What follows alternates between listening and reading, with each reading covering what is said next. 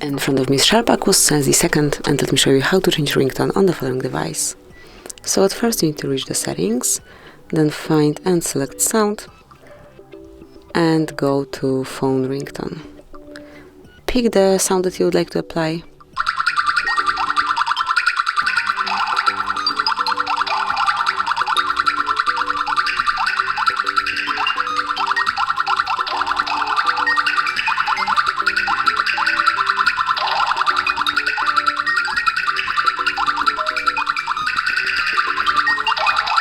And if it's the one, tap on OK. And as you can see, it has been already changed, so that would be all. This is it. Thank you for watching. Please subscribe our channel and leave the thumbs up.